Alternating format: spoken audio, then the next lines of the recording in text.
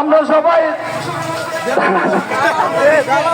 দালালের চামড়া তুলে নেব আমরা, দালালের চামড়া তুলে নেব আমরা, কুত্তা দিয়ে কামড়া দালালের চামড়া, কুত্তা দিয়ে কামড়া দালালের চামড়া, সন্ত্রাসীদের চামড়া কুত্তা দিয়ে কামড়া, রেঞ্জারের চামড়া সন্ত্রাসের চামড়া কুত্তা দিয়ে চামড়া, ধর্ষণের চামড়া কুত্তা দিয়ে দালালের চামড়া চলবে না, চলবে না, রেঞ্জারের জালিয়াতি চলবে না, চলবে না। আজিম ভাই মরলো কেন? জবাব চাই, জবাব দে। আমার ভাই মরলো কেন? জবাব চাই, জবাব দে। সন্ত্রাসীরা জবাব দে। 100 বছর প্রায় আমার বাপদারা 100 বছর ধরে ওইখানে বসত বাড়ি করে আসছে। তো আমরা এখন বাড়ি করতে গেলে আমাদের কাছিগাড়া বিটে টাকা দিতে হয়। তো ওইখানে টাকা আমি নিজেই ভুক্তভোগী, যেহেতু আমি ওইখানে 50,000 টাকা দেওয়ার পরে যখন বাড়ি আমি কমপ্লিট করছি তখন ওনারা আইসা ভাঙে দিছে। এখন কি অবস্থা?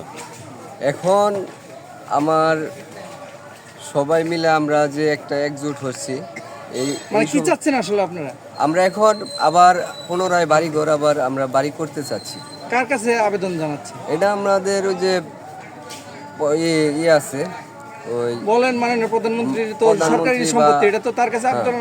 হ্যাঁ, আমরা সরকারের কাছেই আবেদন করতেছি যে আমরা যাতে গরিব যারা মানে আছে যারা বসবাস করি খাস জমিতে, তারা যাতে আবার বসত বাড়ি করে সুন্দরভাবে জীবনযাপন করতে পারে।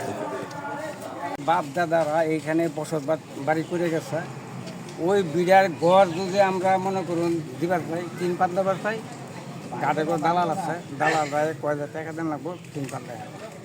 তো এই টাকা দেন তবে এই 10,000 5,000 টাকা দেন লাগবে, 50-60,000 করে টাকা দেন লাগে। ঘর দিলেও আবার করে কি এই গাড়ি আছে তোমরা মিস্ত্রি নামাই দাও, আবার করে কি ঘর ভেঙেছে টাকা। আমাদের চতুর্মুখা আমাকে পীর ওখানে দেওয়ালে ঠিকই গেছে। এই জন্য আমরা বাড়িঘর আমার বাপ দাদার দিনের মধ্যেই আমরা বাড়িঘর করতে চাই। আমার 3টা পোলা 3টা মেয়া, এনে বিয়া করে দিলে পোলা বিয়া করালে একটা ঘর লাগে, এক ঘরের 2-3 জনে আমরা থাকা যাবে যায়। এই জন্য আমরা ঘর করে গেলে দালাল ঘর ঘাটে টাকা দেন না, তাও 2-1,000 টাকা না, 5,000 টাকা না, 50-60,000 করে টাকা দেন লাগে। এই জন্য আমাদের পিঠ এখন দেওয়ালে ঠিক আছে। এখন আমরা এখন আমরা মারে কাটে আমরা এই দেশের আমরা নাগরিক, বাংলাদেশের নাগরিক, আমরা এই দেশের নাগরিক। আর যদি সরকার আমাকে বাড়ি করে ভাঙ্গে দেয় তো দেখ আমরা যেখানে আমার মনে চাই না আমরা যাবো, আর নাহলে আত্মহত্যা ছাড়া বাউ নাই। এখন এই আমার কথা এই কমতেছে।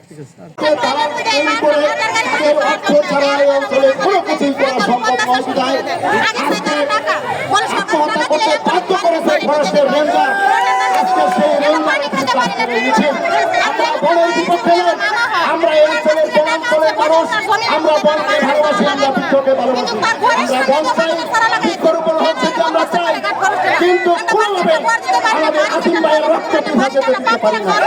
আমরা আমাদের ন্যায্য অধিকার, আমরা এই দেশের বাংলাদেশের নাগরিক, আমরা এই দেশে শান্তিপূর্ণভাবে বসবাস করতে চাই, আমরা বসত দিতে চাই।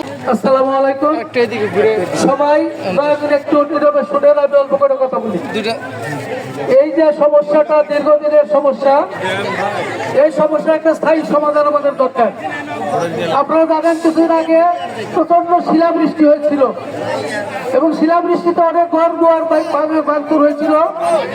খবর শোনার পরে আমাদের মন্ত্রী মহোদয় দ্রুত প্রধানমন্ত্রীর সাথে দেখা করেছিলেন এবং এই কথা জানানোর পর মাননীয় প্রধানমন্ত্রী আমাদের ত্রাণের কিট পাঠিয়েছিলেন এবং মন্ত্রী মহোদয়, গাজীপুরের ডিসি এবং কালিয়াগড়িয়ানু এরা এসে এই কিট দিয়ে গিয়েছিলেন এবং তারা একটা কথা বলেছিলেন যে এই শিলাবৃষ্টিতে সেই ঘরচুর ভাঙচুর হয়েছে, এগুলো মেরামত করতে কেউ যেন বাধা না দেয় এবং প্রধানমন্ত্রী টিম দিয়ে ডিসি এবং মন্ত্রী মহোদয়ের নির্দেশে এই ঘর দুয়ারগুলো মেরামত করা হয়েছে।